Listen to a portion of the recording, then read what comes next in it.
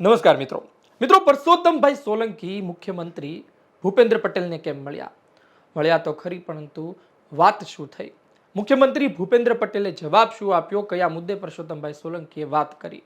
આમ તો પરસોત્તમભાઈ સોલંકીની તબિયત નાદુરસ્ત રહે છે, આમ છતાં પણ મુખ્યમંત્રીને મળવા સુધી કેમ લંબાયા? આ તમામ બાબતે વાત કરીશું આજના વિડીયોમાં. પરસોત્તમભાઈ સોલંકી સૌરાષ્ટ્રના કાંઠા વિસ્તારનો કોળી સમાજનો ખૂબ મોટો ચહેરો, વર્ષોથી મંત્રી, અને આ પરસોત્તમભાઈ સોલંકી અવારનવાર સમાચાર સામે આવી ચૂક્યા છે કે તેમની તબિયત નથી સારી, તબિયત વધુ બગડી રહી છે. આવનાર સમયમાં ચૂંટણી લડે કે નહીં તે પણ હજુ નક્કી નથી.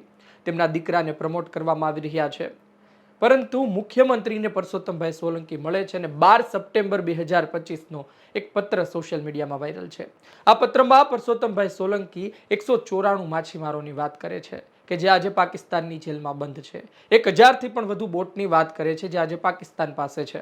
માછીમારો પાછી મેળવી શક્યા નથી. એ તમામ બોટ અને માછીમારોને પાછા લાવવા માટે મુખ્યમંત્રીને રજૂઆત કરે છે. લિખિતમાં પણ રજૂઆત કરી, મૌખિકમાં પણ રજૂઆત કરી. આ સાથે ગૃહ મંત્રાલય, વિદેશ મંત્રાલયના તેઓ સંપર્કમાં છે અને તેમને કહેવામાં આવ્યું કે ભાઈ આ તમામ માહિતી લો અને ઝડપથી એ તમામ માછીમારોને બોટ પાછી આવે તે માટે કાર્યવાહી કરવામાં આવે. બીજી એક વાત એ છે કે મુખ્યમંત્રી ભૂપેન્દ્ર પટેલે શું જવાબ આપ્યો? મુખ્યમંત્રી ભૂપેન્દ્ર પટેલે પણ આ બાબતે તેમને આશ્વાસન આપ્યું છે. International marine border line cross ન કરવી જોઈએ. ટ્રાન્સફંડર કરીને સાધન આવે છે તે સાથે રાખવું જોઈએ, તેમાં જોઈને, એટલે કે ઇન્ટરનેશનલ મરીન બોર્ડર લાઇન તેમાં બતાવે ત્યાં ઓળંગી ન જાય તે માટે તેનો ઉપયોગ કરવો જોઈએ.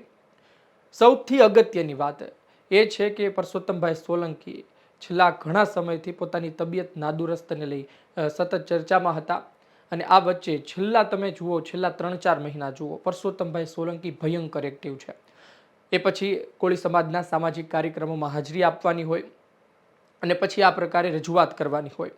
માછીમારોનો મુદ્દો આ પહેલા પણ હતો. આ પહેલા પણ માછીમારો તેમને મળ્યા હતા, ત્યારે તેમણે રજૂઆત પણ કરી હતી, ત્યારે વાત પણ કરી હતી કે મારાથી થતું હોય હું કામ કરું છું, મારી પણ મજબૂરી હોય, ત્યાં સુધી તેઓ બોલી ગયા હતા અને ત્યારબાદ કેટલાય માછીમારો પાછા પણ આવ્યા હતા.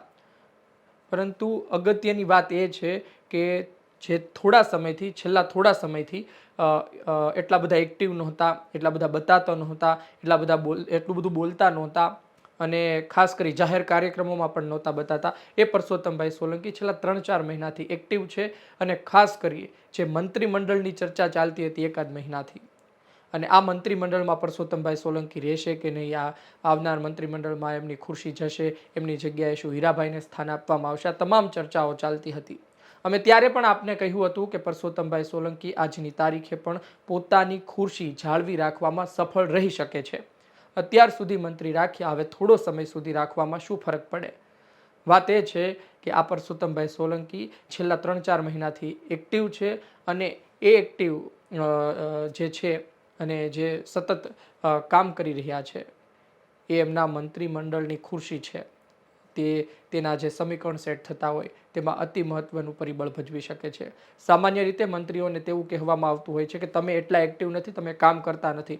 પરંતુ જો આ પ્રકારે કામ કરતા રહે, કામ બતાવતા રહે, લોકો સુધી કામ પહોંચતું રહે તો લોકોને પણ ખબર પડે અને નેતાઓને પણ ખબર રહે કે તેમની તબિયત નાદુરસ્ત હતી પણ અત્યારે તો સારું છે અને લોકોના કામ પણ કરે છે. એમની વિરોધમાં લોકો આવતા પણ નથી, એવો જુવાળ પણ નથી, તો શું કામ એમને દૂર કરવા? બની શકે 27 પછી એ ધારાસભ્ય પણ ના હોય, ચૂંટણી પણ ના લડે, પછી મંત્રીની વાત તો દૂરની રહે અને ત્યારબાદ અન્ય કોઈને તક આપવામાં આવે.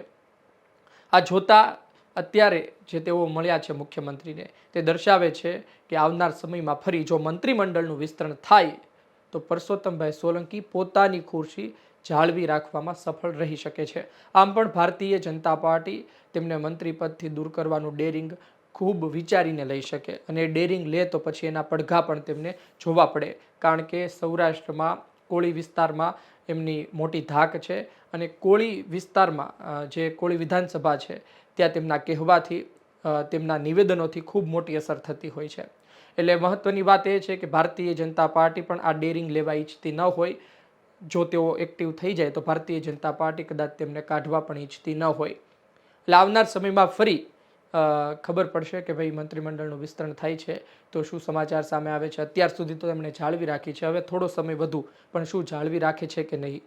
અને જે એક્ટિવ છે જે સતત કામ કરી રહ્યા છે દર્શાવે છે કે જે પ્રકારે મંત્રીએ કામ કરવું જોઈએ એ પ્રકારે તેમની કામગીરી ચાલી રહી છે સામાન્ય. આપનું શું કહેવું છે કોમેન્ટ બોક્સમાં જરૂરથી જણાવજો. એક વાત એ છે કે માછીમારો મુદ્દે વાત કરી, અતિ મહત્વનો પ્રશ્ન, કારણ કે આ પ્રકારે માછીમારો પાકિસ્તાનની જેલમાં બંધ હોય છે, પછી કોઈ પૂછવાવાળું હોતું નથી અને કેટલા વર્ષો સુધી એ પાકિસ્તાનની જેલમાં બંધ રહે છે, કેટલાના તો મોત પણ ત્યાં થઈ જતા હોય છે અને પછી ડેથ બોડી મેળવવા માટે પણ કાલાવાલા કરવા પડતા હોય છે. એટલે અગત્યની બાબત છે અને ખાસ કરી મુખ્યમંત્રીને મળ્યા, તબિયત નાદુરસ્ત હોવા છતાં, એ પણ અતિ મહત્વની બાબત છે. આ બંનેને લઈ આપનું શું કહેવું છે કોમેન્ટ બોક્સમાં જરૂરથી જણાવજો. આ વિડીયો પસંદ આવ્યો હોય, માહિતી પસંદ આવી હોય, લાઈક કરજો, શેર કરજો. ધન્યવાદ.